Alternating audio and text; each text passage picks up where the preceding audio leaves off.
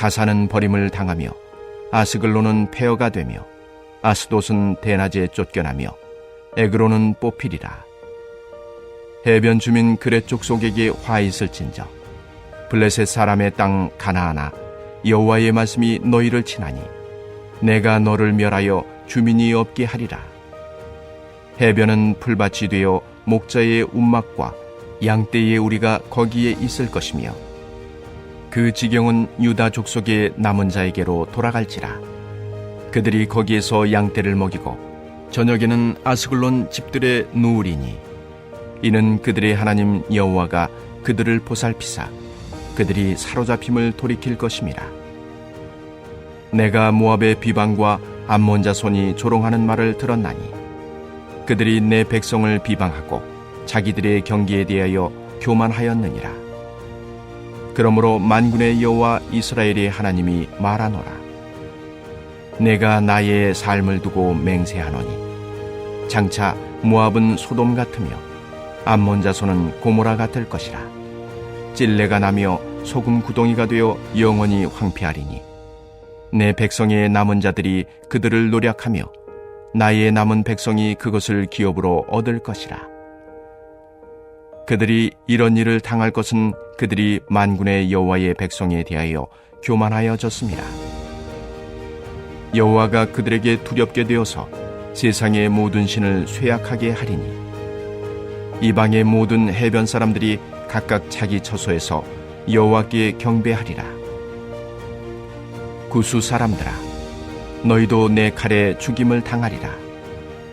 여호와가 북쪽을 향하여 손을 펴서 아수르를 멸하며 니느웨를 황폐하게 하여 사막같이 메마르게 하리니 각종 짐승이 그 가운데에 때로 누울 것이며 당아와 고슴도치가 그 기둥 꼭대기에 깃들이고 그것들이 창에서 울 것이며 문턱이 적막하리니 백향목으로 지은 것이 벗겨졌음이라. 이는 기쁜 성이라. 염려 없이 거주하며 마음속에 이르기를 오직 나만 있고 나 외에는 다른 이가 없다 하더니 어찌 이와 같이 황폐하여 들짐승이 엎드릴 곳이 되었는고. 지나가는 자마다 비웃으며 손을 흔들리로다.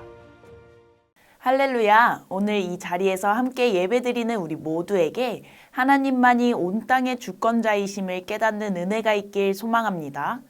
우리는 이제 스바냐를 묵상하고 있습니다. 스바냐는 히스기야의 4대손으로 왕족이었으며 요시야 시대에 하나님의 말씀을 받아 예언자로 활동했습니다. 그는 유다가 하나님을 거역하고 배반했음을 말하고 하나님이 변절한 유다를 포함해 열방을 심판하실 거라 선포했습니다. 그럼에도 하나님이 유다에게 긍휼을 베푸셔서 그들이 회복과 치유를 경험하게 된다는 소망을 제시했습니다. 오늘 본문의 말씀은 이스라엘 주변 나라들이 받을 심판에 대해 다루고 있습니다. 하나님은 유다뿐 아니라 열방을 통치하시는 온 세상의 왕으로서 그들의 죄를 벌하실 것입니다. 하나님이 죄를 심판하시는 궁극적인 목적은 구원이십니다. 여호와 하나님은 심판의 때에 열방을 돌이키고 그들을 예배자로 회복시키실 것이기 때문입니다. 반대로 하나님을 경배하지 않고 하나님의 백성을 조롱하고 핍박한 자들은 모두 멸망의 길로 갈 것입니다. 그리고 하나님이 그들의 것을 빼앗아 하나님의 백성에게 주실 겁니다. 우리는 하나님만이 참 하나님이심을 기억하며 하나님만을 경배해야 하는 겁니다. 오늘 말씀을 통해 심판과 구원 사이에서 우리가 어떻게 해야 할지 함께 살펴보기를 원합니다. 4절부터 7절은 블레셋을 향한 심판에 대해 말하고 있습니다. 블레셋의 뜻은 이방인, 이주민으로 그 뜻대로 가나안의 토착민이 아니었습니다. 블레셋은 원래 지중해의 섬 크레타에서 유다 서편 해안가로 이주해온 민족이었기 때문에 스바냐는 그들을 해변 주민 그렛 족속이라고 불렀습니다. 블레셋은 구약시대에 이스라엘을 가장 괴롭혔던 민족입니다. 사사시대 후기 그리고 이스라엘의 왕정 초기에 블레셋은 가나안 땅에서 가장 강한 나라였습니다. 스바냐는 그런 블레셋을 향해 먼저 심판을 선언합니다. 블레셋의 5성읍 중 이스라엘에게 정복된 갓을 제외하여 가사, 아스글론, 아스돗, 에그론을 향한 심판이 선언됩니다. 가사는 버려지고 아스글론은 폐허가 되며 아스돗은 대낮에 쫓겨나며 에그론은 뽑힐 것입니다. 해안가에 사는 주민들 그렛 족속과 블레셋 사람의 땅 가나안에게 하나님의 재앙이 내릴 겁니다. 그 해안가는 풀밭이 되고 거기에 목자들의 집과 양떼의 우리가 있게 될 것입니다. 여호와 하나님이 유다 족속의 남은 자들을 회복시키셔서 그들이 거기서 양떼를 먹이고 쫓겨난 사람들의 집에서 눕게 할 것이기 때문입니다. 스바냐는 블레셋의 멸망과 함께 유다가 돌아올 것까지 예언했습니다. 7절에 남은 자는 하나님이 보살펴서 돌이키게 할 자로 유다가 멸망한 후 포로기환과 관련된 자들입니다. 더 넓게 남은 자는 이런 의미를 담고 있는데 스바냐 3장 13절의 말씀을 읽어드리겠습니다.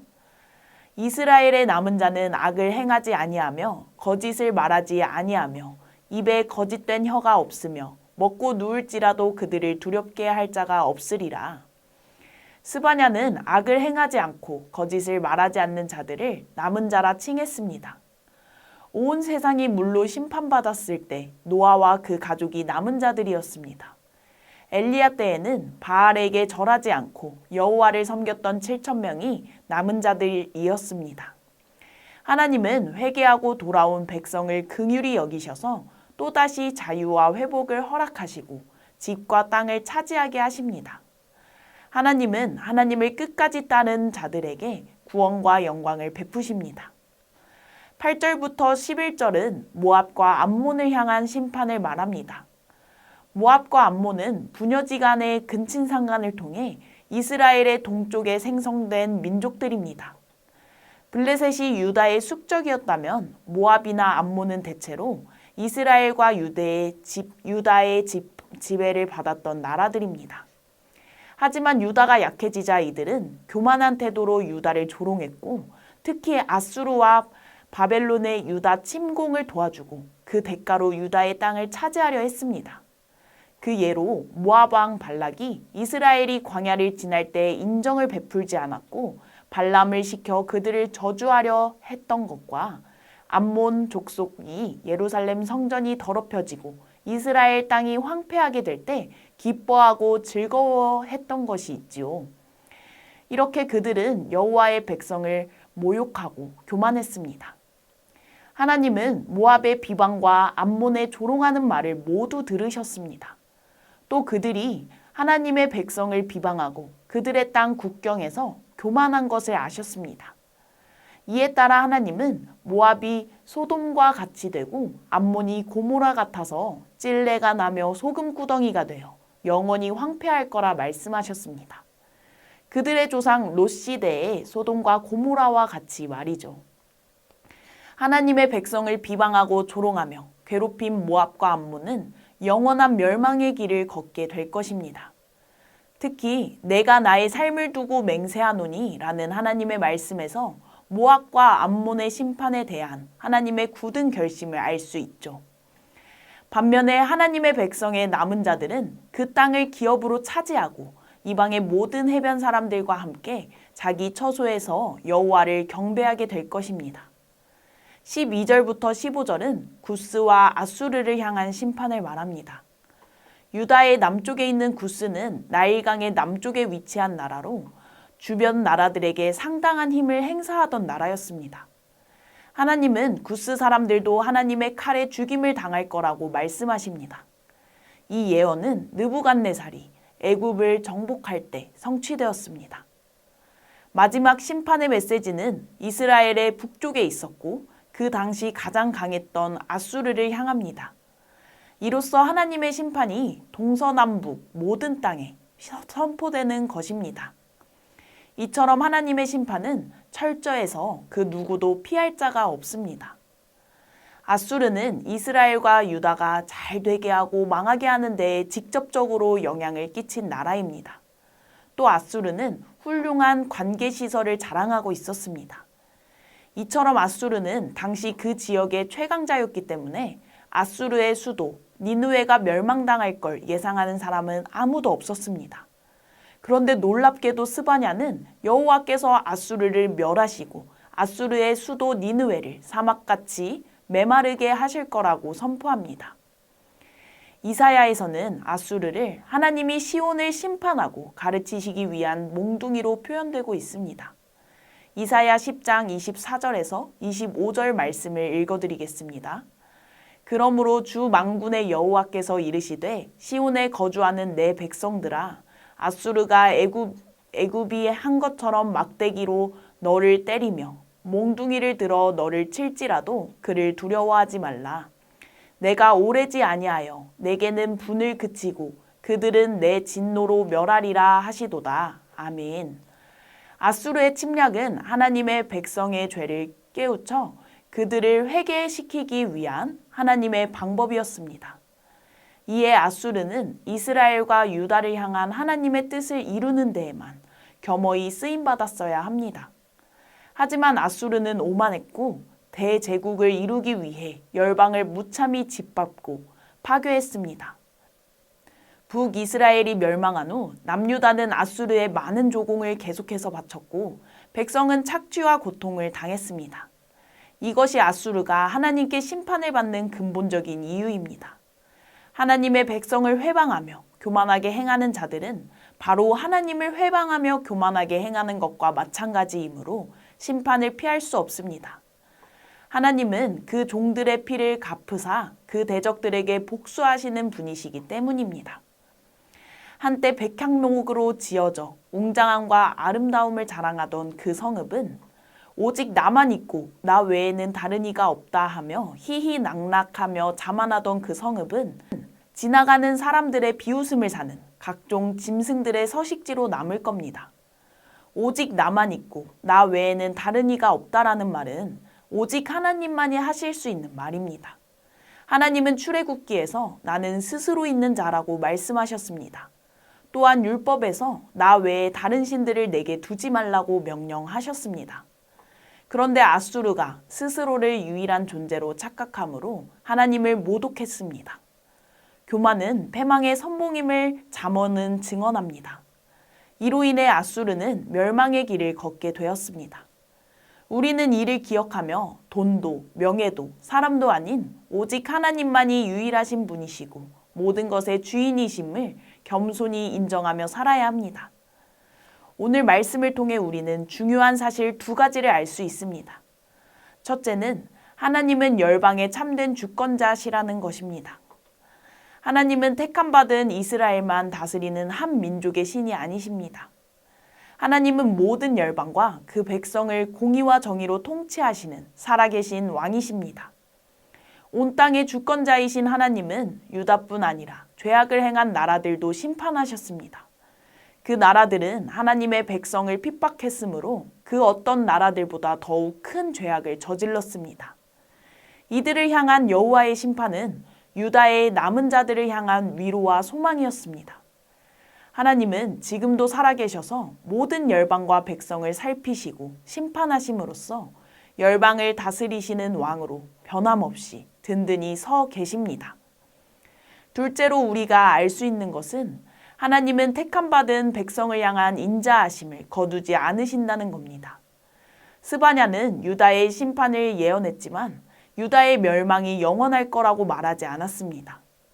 하나님은 유다를 벌하실 때 유다를 괴롭혀왔던 주변 나라들을 함께 벌하셨습니다. 온 세상의 축복을 위해 세우신 백성을 부당하게 핍박하는 열방의 죄악을 간과하지 않으신 겁니다. 하나님은 백성에게 일시적인 고난은 허락하셨지만 그들을 정결케 하시고 영광스러운 백성으로 회복시키는 것에 그분의 계획이 있었습니다. 우리도 이 땅에서 하나님의 백성으로서 하나님께 책망받을 때가 있습니다.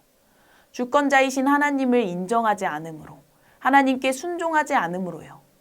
하지만 그때 자기 백성을 절대 놓지 않으시는 인자하신 하나님을 바라봅시다. 그리고 다시 죄에서 돌이켜 하나님께 돌아갑시다. 그러면 하나님께서 반드시 우리를 회복시켜 주시고 죄에서 자유를 얻게 하실 겁니다. 또 우리는 믿는 자로서 핍박과 고난을 당할 때가 있습니다. 이미 수많은 믿음의 선배들이 예수님을 믿는다는 이유로 목숨을 잃고 피를 흘렸죠. 또 물질과 명예가 우상이 된 이 세상에서 우리가 예수님을 믿는다는 게 미련하게 여겨질 수 있죠. 하지만 이는 하나님이 허락하신 일시적인 고난일 뿐이라는 것을 기억합시다. 그리고 하나님이 그분의 백성을 향한 사랑과 돌봄을 포기하지 않으시고 결국에는 승리하시는 분이시라는 걸 꼭 기억합시다. 이 소망을 품고 하나님의 백성의 남은 자로 우리가 살아갈 때 마침내 주님과 함께 승리하고 주님께 영광 돌리게 될 줄을 믿습니다. 함께 기도합시다. 첫째로 기도할 것은 주권자 하나님, 인자하신 하나님을 굳게 믿으며 하나님의 백성의 남은 자로 살아가도록, 그럴 때 하나님의 은혜를 얻어 살아가고 마침내 주님과 승리하는 우리 되도록, 두 번째로는 하나님 앞에서 남은 23년을 잘 마무리하고 하나님의 인도하심에 순종함으로 새로운 24년을 잘 준비하도록 함께 간절히 기도하겠습니다.